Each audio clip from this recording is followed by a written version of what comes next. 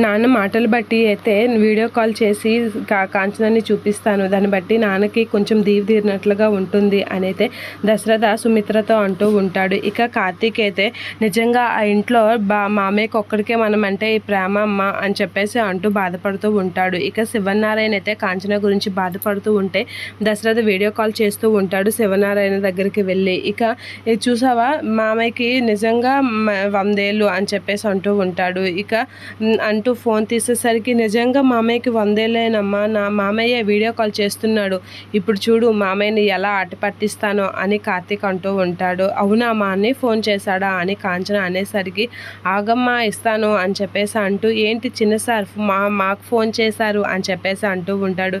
ఏంట్రా కార్తీక్ అలా అంటున్నావు అని చెప్పేసి కాంచన అంటూ ఉంటుంది.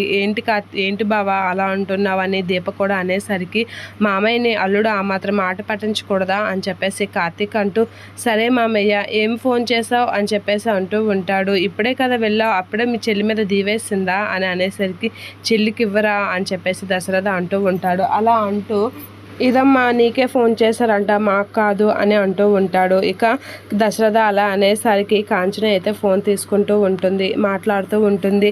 అన్నయ్య బాగున్నావు అని అలానే అయితే పలకరిస్తూ ఉంటుంది. ఎలా ఉంది కాంచన ఇప్పుడు నీకు అని చెప్పేసి అంటూ ఉంటాడు దశరథ. నాకేమన్నయ్య బాగానే ఉంది అని చెప్పేసి అనేసరికి దశరథ అయితే చాలా హ్యాపీగా ఫీల్ అవుతూ ఉంటాడు. ఇక శివనారాయణ అయితే అలా తొంగి తొంగి చూస్తూ ఉంటాడు దశరథ ఫోన్ వైపు. అది గమనించిన దశరథ అయితే నవ్వుకుంటూ ఉంటాడు.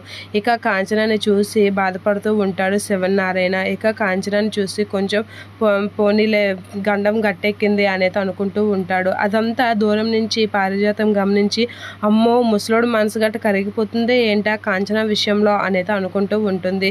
ఇంకోసారి చెప్పమ్మా గట్టిగా వినిపించడం లేదు అని చెప్పేసి దశరథ అనేసరికి పర్వాలేదన్నయ్య నాకు బాగానే ఉంది అని చెప్పేసి గట్టిగా అంటూ ఉంటుంది. ఆ మాట వినగానే శివనారాయణ అయితే కొంచెం కుదుట పడుతూ ఉంటాడు.